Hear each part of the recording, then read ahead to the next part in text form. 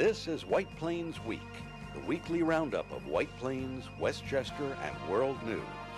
With John Bailey, editor and publisher of the daily internet newspaper White Plains Citizen Net Reporter, WPCNR.com. Jim Benerofe, editor and publisher of SuburbanStreet.com and WhitePlains.com. And me, Peter Katz, formerly with NBC, ABC News, and stations from Boston to Los Angeles. White Plains Week. What's happening? Who are the newsmakers? What's in store for the future?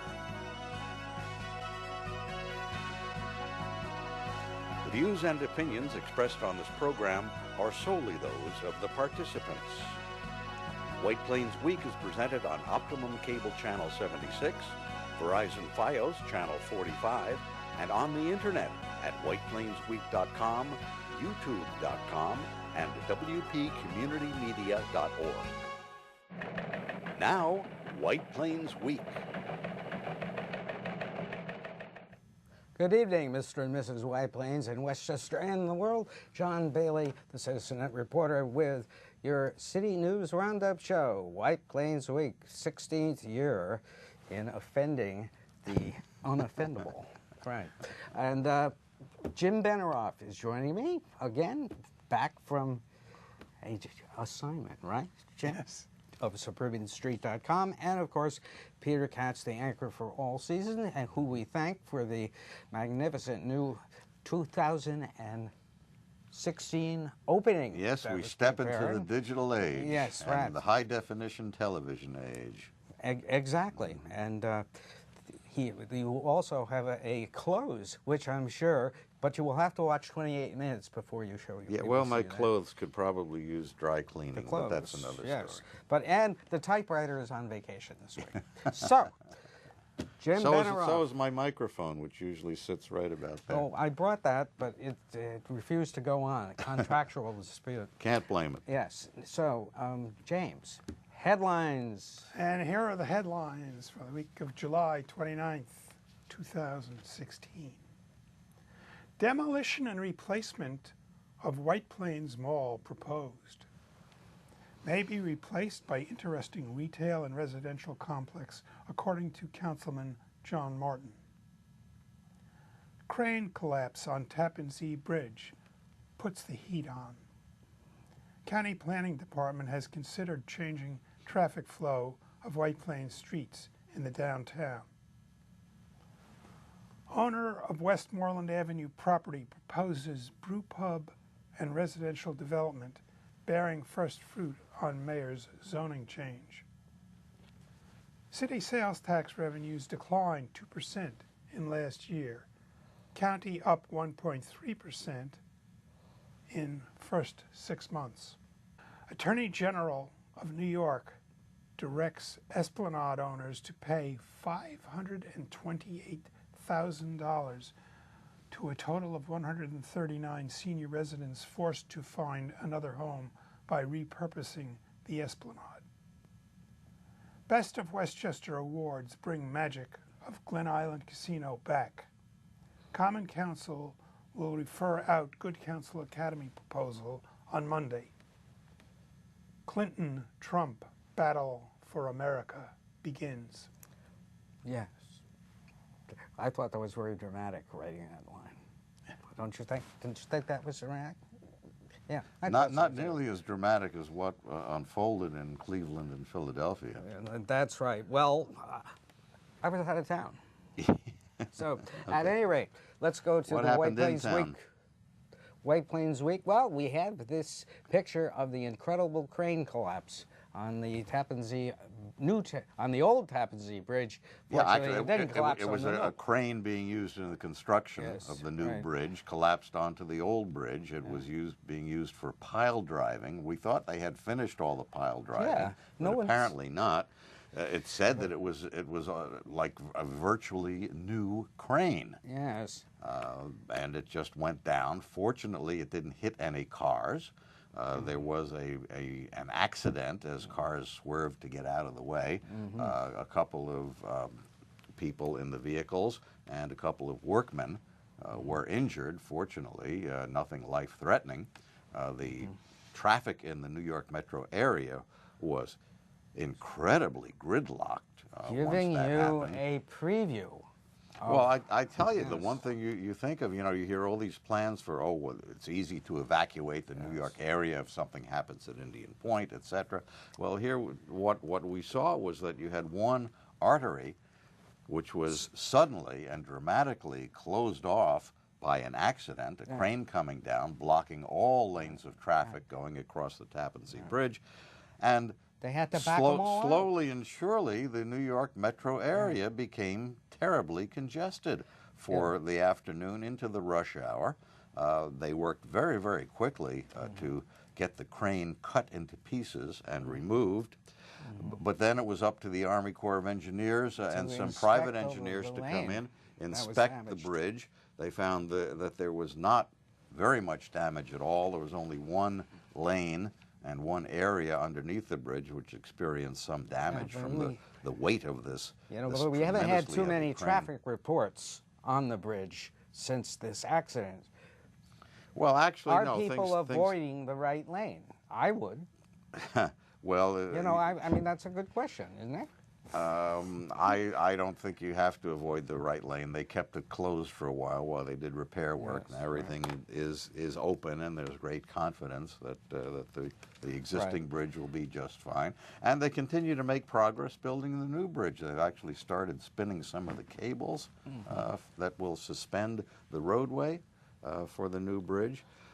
And they are investigating the cause to find out exactly what went wrong, why the crane collapsed. Yeah. End of story. Right. And another story developed at the end of last week when I was out of town, and that story was that they called a special meeting of the Common Council for Monday evening to present a couple of new projects, and this was this coming Monday they have the regular August meeting. But That's this right. was a special meeting a week ago, 5 days ago, from when we're doing the show, and it is the shocker of the week.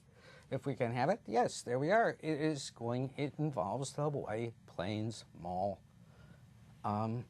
which is on Hamilton Avenue. Jim, what can you tell us about this? Well, from what we understand, there's going to be a 28-story residential building. There will be a couple of levels of retail space, and then there will be, I think, 2 or 3 smaller buildings. Sort of townhouse type effect or something? Yeah. And John Martin told me that it was a very interesting project, and there would be an open-air, publicly accessible park at the level of which the smaller apartments go up, and then there's a zoning change envisioned for the 280 feet to build a higher apartment complex on the Cottage Place side. And well, it's not as if redevelopment of that site, of that mall, has not been anticipated for many years. The mall itself has had as its mainstay tenant the New York State Department of Motor Vehicles, and so that means that an awful lot of people are familiar with that mall. Sports Page is in there. That's a very common name around White Plains. Yes. There are restaurants that have been in there for ages. There's a McDonald's in the mall. Well, there's an Asian supermarket on the ground. An Asian supermarket in there. Yep. I mean, what are we going to do? We're losing McDonald's. And it's in close proximity to the Galleria, to the Ritz-Carlton project. So it's really a prime location for redevelopment, and it looks as if that may just happen. Yeah. What kind of time scale, Jim, with your background in real estate and development, what kind of time scale would you kind of guess they might be on? Between 3 and 4 years from when they make an actual proposal until they're ready to go out and rent. 2020. Maybe around 2020, we might see a grand opening of something on that site. The question that I have, and I think that many people have, would be, where does the Department of Motor Vehicles go? Because in terms of foot traffic, that's a major draw for people to White Plains. It's well, maybe they can go someplace else in White Plains. I mean, even if they said, well, we're going to stay at the same location, they wouldn't be able to operate while the construction is going on. They got to build a lot more parking. Yeah. You know, for all the residents anticipated, and it is on Hamilton Avenue though, so it doesn't really affect Main Street. Well, it fronts on Hamilton, but there also are side streets, and it's in the proximity of the train station, which itself is the subject of major redevelopment consideration at this point. So there are a lot of questions that need to be answered, and a lot traffic. A lot of vision needs to go into this. Plus, we also learned that in conjunction with the traffic, Hamilton Avenue, as you know, is a one-way street. Right. Mayor Roach, in an offhanded manner, suggested... Well, Hamilton Avenue is a one-way street below... as you get closer to the train station, right. There's a two-way section of it. But where I was going with that was that Mayor Roach, in an offhanded comment, suggested that maybe it's time to turn some streets in White Plains into two-way streets again, and we found out that indeed that shows up in a document which I wasn't aware existed, but it's a multi-page document which was put together by the County Planning Department, which has to do with the bus rapid transit considerations and tied in with the Tappan Zee, and also is relevant to the redevelopment consideration being given for the train station. But in here, they consider some major arteries becoming two-way in White Plains, tied in with that. This is in conjunction with the White Plains Mall situation, but this is a street map of that area, and you can see how the situations, the buildings and the roads, the road structure through that area. So there is a lot of planning needs to be done, and it needs to be, to use the word, comprehensive in planning. Something we don't get much of. Not just throwing individual projects into the frying pan to see what cooks up, you know? Well, the bus rapid transit system has to be addressed soon, because if the bridge remains on schedule to open, the new bridge, they are just going to run into a wall of traffic after they go through the electronic toll. Yeah, also, not a wall of traffic, but over on Westmoreland Avenue, that's another development thing which Jim might have some insight on. That's where my office is. Yes, right. So, what someone has proposed putting in a brew pub and a residential development over there. Yeah, that's right. It's in this general vicinity that it would be proposed. We don't know how much of the present building there might be affected, or the design, but it is going to, John Martin said, what is proposed is a brew pub plus some residential. He didn't know exactly what the stories would be, but it definitely sort of is the vision that the Mayor Roach had when they changed the zoning to sort of change this whole area. What do you think? I mean, we need a good brew pub in White Plains. Well, you've got plenty of pubs down on Westchester Avenue. Well, that makes their own beer, White Plains beer. On Mamaroneck Avenue. Yes, but brew pub means that the pub brews its own beer. Yeah, well, someone tried that. Yes. They tried that once, and it didn't work out. It only lasted a couple of years, I think. Right? Perhaps it was bad beer. You never know. But at any rate, these were two new developments we just first learned about this week, and while those were cooking right here in White Plains, nationwide, out in Cleveland, while you were away, John, they had the Republican convention. They held that. Yeah, and the Democratic convention just wrapped up in Philadelphia, and as expected, Donald Trump got the Republican nomination for president. Hillary Clinton got the Democratic nomination for president. There was all kinds of controversy going on. Would Bernie Sanders supporters come over to the Hillary side? Well, I'll tell you this about Barney. Barney, what is his name? Already I've forgotten him. Burned. But Bernie anyway, Sanders. Bernie Sanders was shown a number of times during Mrs. Clinton's speech last night, accepting a nomination. He never smiled. He never gave a wave, and well, he rarely smiles anyway. But he did join the applause. He looked like a sore loser, is what it looked like to me. It was not a pleasant sight because they gave him plenty of chances. Well, Ted Cruz over on the Republican side actually got booed during his speech because he refused to endorse Donald Trump. And it had been expected among those attending the Republican convention that he would endorse, but when he did not endorse, he was greeted with great applause coming on the stage, but he was booed off the stage at the end of the speech. So how they've all changed their minds over on the Republican side. There's a lot of Republicans who did not and will not endorse Donald Trump, including Kasich, Mitt Romney, George Bush, Jeb Bush, Marco Rubio. Well, Rubio has sort of endorsed, but a lot of them stayed away from the Republican convention. Over on the Democratic side, they did, in my humble opinion, a very, very slick job on that convention. Even though, just as the Republican is a divided party, the Democrat Party itself had divisions. They seemed to be healing somewhat on that.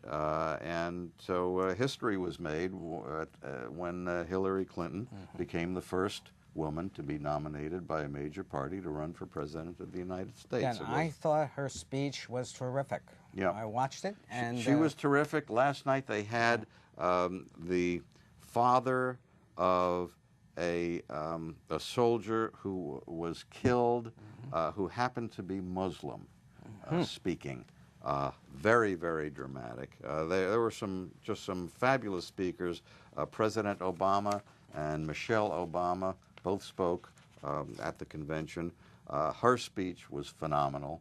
His speech very strong. Was very, very strong. It was as strong as when we saw her in Harrison. And interestingly, today, Donald Trump Jr., who spoke at the Republican convention, accused President Obama of plagiarizing a line from his speech.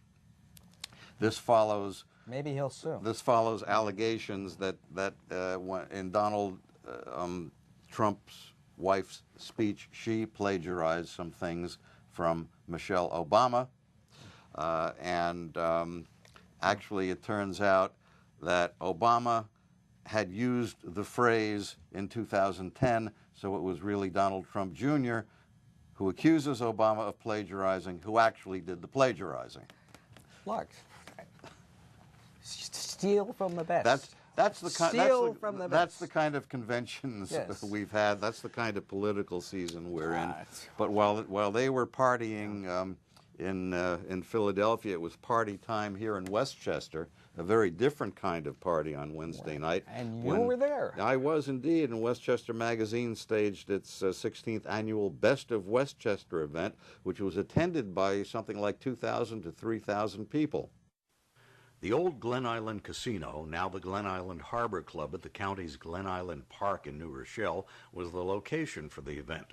Folks arrived early to get a parking space and board shuttle buses or walk over to the club, which sits on a bit of a peninsula jutting out into Long Island Sound. More than 28,000 of the magazine's readers voted their picks of the best restaurants, service providers, spas, boutiques, and other stores in Westchester County. There were 371 winners, and a lot of them exhibited at the party. Radio and TV personality Howard Stern was on hand, and he was impressed with the location overlooking the Sound. Like I can see my house from here, so either way, as long as I'm near the Sound, that's important, because, for radio you need sound. There's a pun in there somewhere, I'm sorry. I apologize. It's been traditional for Westchester Magazine to share a portion of the proceeds of the event with a local charity. Each year, local charities are invited to be considered for selection as the beneficiary, which allows them to keep all proceeds from tickets they sell and stage fundraising auctions during the event. I asked Westchester Magazine's marketing director, Jennifer D'Ambrosio, how this year's event compared with previous ones. I think this year we actually have more vendors than we have in the past. We also have more people, more attendees, so it's a lot bigger and more variety of everything than in previous years. And which charity benefits this year? The United Way. So they have a couple roulette tables and craps tables that you can donate for some money, some fake funny money, and then cash them in for some really great prizes. And what is the reaction among the businesses who were selected as Best of Westchester? How do they react when they find out? I think they love it. I think that it gives them a real boost. They're all more than happy to participate in the party. People get to discover their businesses, discover the items and the things that made them Best of Westchester. So I think they really appreciate it.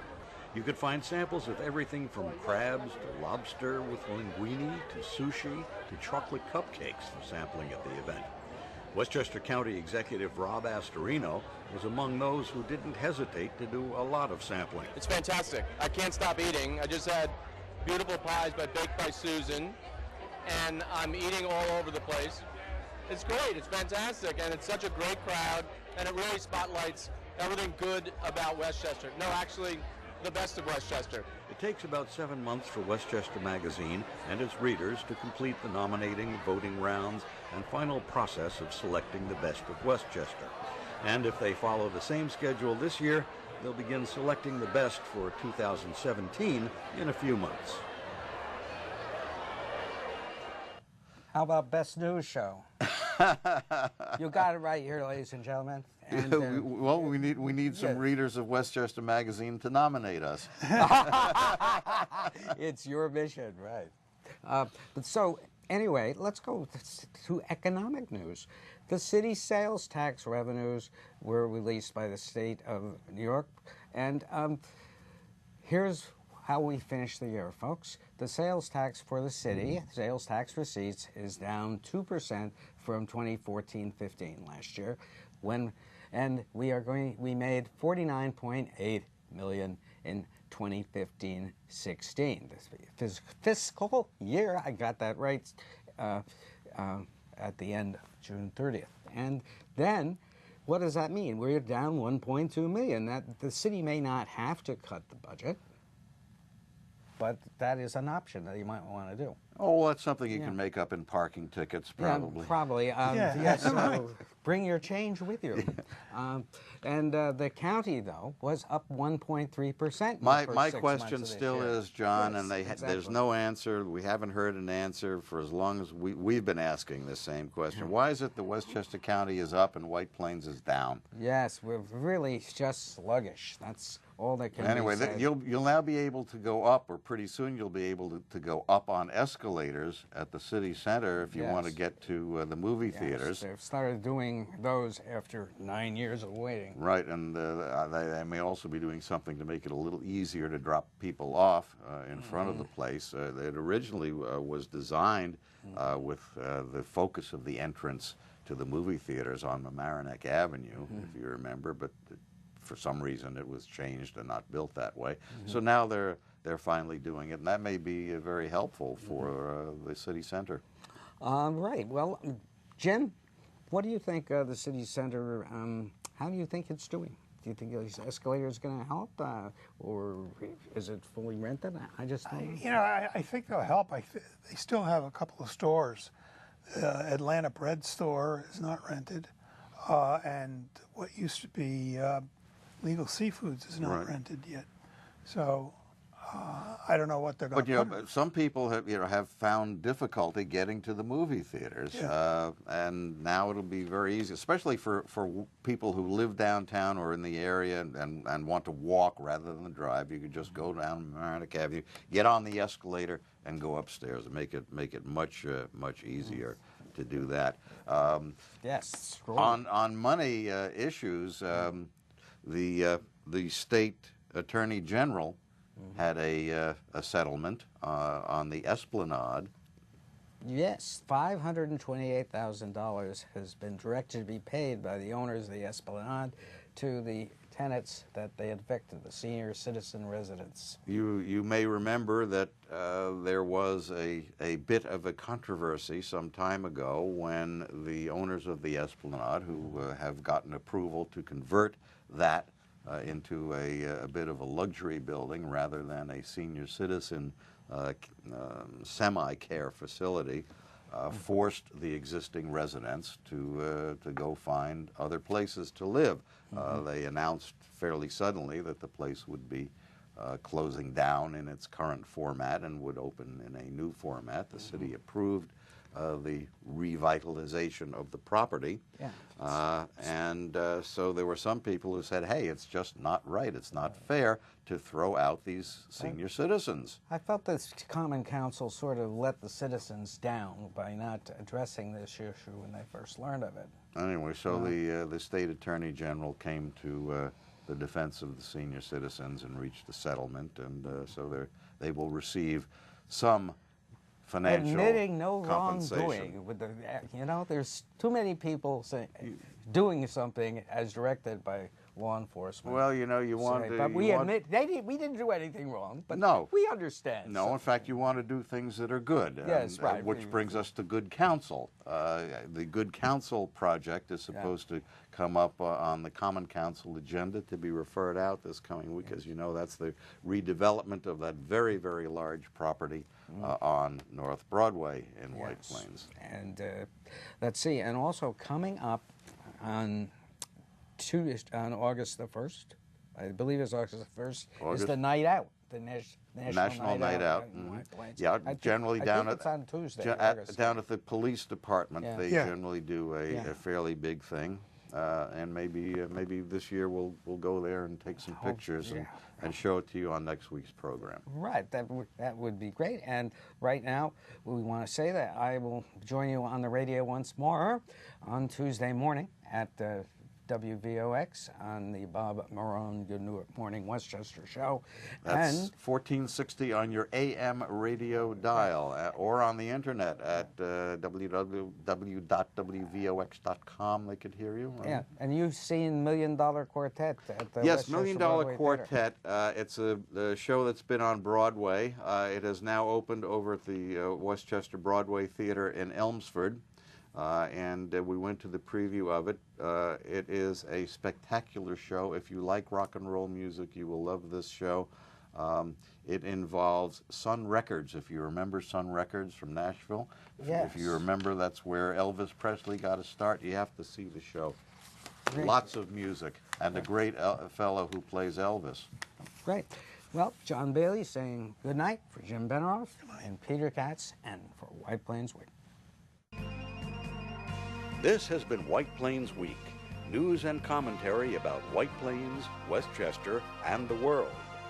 The views and opinions expressed on this program were solely those of the participants. White Plains Week, produced by White Plains Citizen Net Reporter, and presented on Optimum Cable Channel 76 and Verizon Fios Channel 45.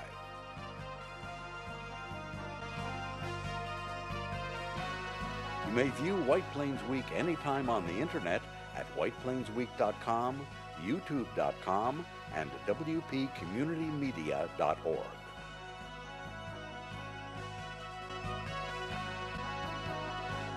For White Plains Week, this is Peter Katz speaking.